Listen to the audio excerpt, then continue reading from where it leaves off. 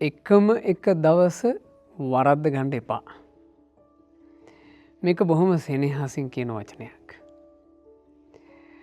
අවුරුද්දේ පෙබරවාරි මාසය අරුණුකොට අනික් හැම මාසයකටම දින 30ක් හෝ 31ක් තියෙනවා. ඔය මාසෙක පුන් පොහෝ දිනේ යෙදෙන්නේ එක දවසකයි. දින 30ක් තියෙන මාසෙක අනිත් දවස් 29ම ඔයාලා අනිත් කටයුතු වෙනුවෙන් වෙන් කරන්න. ඒ වුණාට පොහොය දවස වෙනත් කටයුතුකට යොමු කරන්න එපා. පොහොය දිනය උපෝසත අෂ්ටාංග සීලය සමාදන් වෙලා ගත කිරීම වෙනුවෙන් වෙන් කරන්න. ඒ එකම එක දවසත් අහිමි කරගන්න එපා. ඔබ දන්නවා ගතවෙච්චි එක දවසක්වත් ආය අපට ගණ්ඩ බෑ.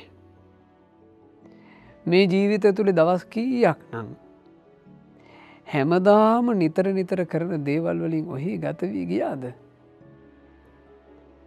අපි මාසයක් ඇතුළේ එළඹෙන දින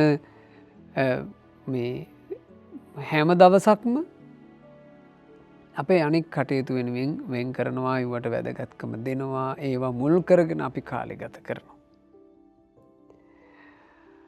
අපිට පුරපසළොස්වක පුන් පොහෝ දිනයත් ඒ වගේ නිකම්ම නිකන් දවසක් විදිහට වැඩිපුර ගත වී ගියා.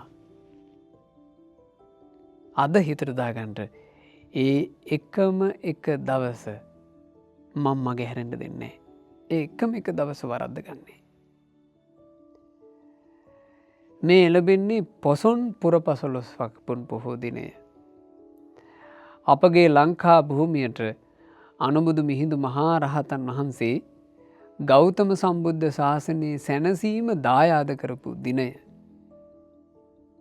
ඒ දිනයත් ඔබට වැරදුනොත් එහෙම උපෝසත අෂ්ටාංග සිල් ගන්නේ නැතුව අපරාධේ. මේ පොසොන් පෝයේ ඔබට උපෝසත සීලේ ගණ්ඩ බැරුව මේ දවස වැරදුනොත් ආය අවුරුද්ධකට පස්සේ තමයි පොසොන් පෝයෙන්නේ. ඒ අවුරුද්දේ පොසොන් පොය වෙනකං අපි ජීවත් වනේ නැත්නම්. අපිට පොසොන් පෝයක මිහිඳු මහරහතන් වහන්සේට උපහාර පූජාවක් ලෙස මං ප්‍රතිපත්ති පූජාවේ මිහිඳු මහරහතන් වහන්සේ උපදනවා කියලා උපෝසත අෂ්ටාංග සීලයේ සමාදන්ව සුරකින්ට අපිට ආය අවස්ථාවක් එන්නෙම නැතිවෙයි. ඒ නිසා එකම එක දවස වරද ගණ්ඩ පා මේ පොසොන් පෝය මූලික කරගෙන කියන වචනයක්. නමුත් ඉදිරියේදී වුණත් එළඹෙන හැම මාසයක් ගැන ඔයාලා තේරුම් ගණ්ඩ අනික් වැඩකටයුතු ඔක්කෝම දාගන්න අනිත් දවස්වල පෝය දවසේ උපෝසත අෂ්ටාංග සීලයේ ගැනීම වෙනුවෙන්ම වෙන් කරන්න. ඒ දවස වෙන වැඩක් වෙනුවෙන් යොදාගණ්ඩ එපා. ඉතින් එකම එක දවසත් වරද්ද ගන්න එපා. ඔබ හැම පෝයකම උපෝසත සිල් අරගෙන ඔබේ ජීවිතයේ ඒ අධිසීලයෙන් සුන්දර කරගත්තොත්, ලස්සන කරගත්තොත් මේ ජීවන ගමන ඉස්සරහට ගිහින් ආපහු හැරී බලන දිනක ඔලට ගොඩාක් ලොකු සතුටක් උපදී.